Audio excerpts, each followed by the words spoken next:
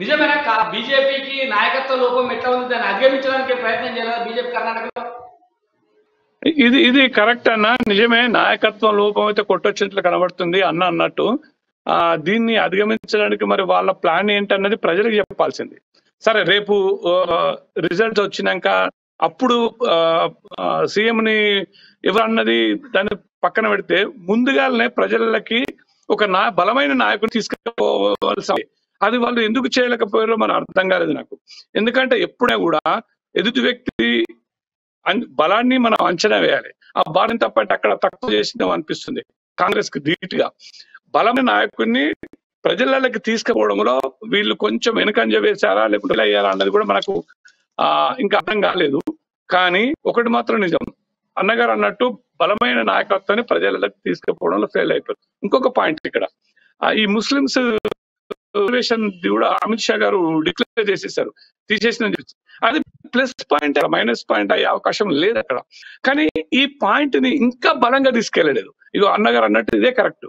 అంటే ఒక్క నాయకుడే కాదు, ఈ ఎమ్మెల్యే క్యాండిడేట్స్ కూడా బలంగా ప్రజలకు వెళ్ళలేకపోయారు అన్నది ఒక రిపోర్ట్ అయితే ఒకటి వచ్చింది నాకు. ఎందుకంటే చాలా మంది నాకు తెలిసింది ఏమనుకుంటారంటే, ఈ నాయకులు మాకు పైన నరేంద్ర మోడీ ఉన్నారు కదా, ఆయన చూసి మాకు ఓటేస్తారు కదా అని కొంత అలసత్వం వచ్చింది అన్న ఒక పాయింట్ అక్కడ లేవనెత్తుతున్నారు. కొంత నాకు వచ్చిన ఇన్ఫర్మేషన్ అది.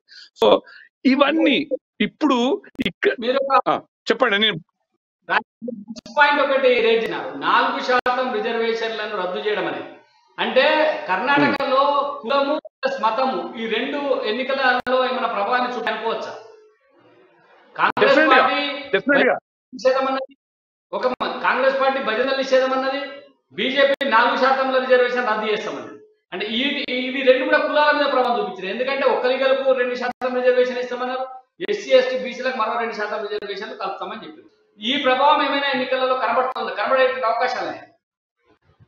డెఫినెట్ గా బజరంగ్ దళని నిషేధిస్తా అన్న పాయింట్ మాత్రం హిందువులల్లా బలంగా నాటకపోయింది.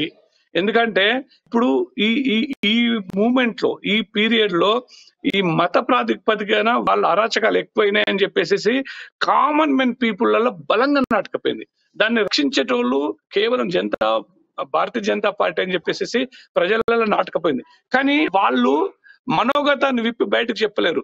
ఓటింగ్ ఎట్లా ఉంటదంటే, రాత్రి వాళ్ళు మన ఓటు వేయడానికి వెళ్ళి ఓటును బీజేపీకి వేసేసి, కానీ వాళ్ళు బయట చెప్పలేరు అన్నట్టు. అట్లా కొంత భయం అయితే ఉంది ప్రజల.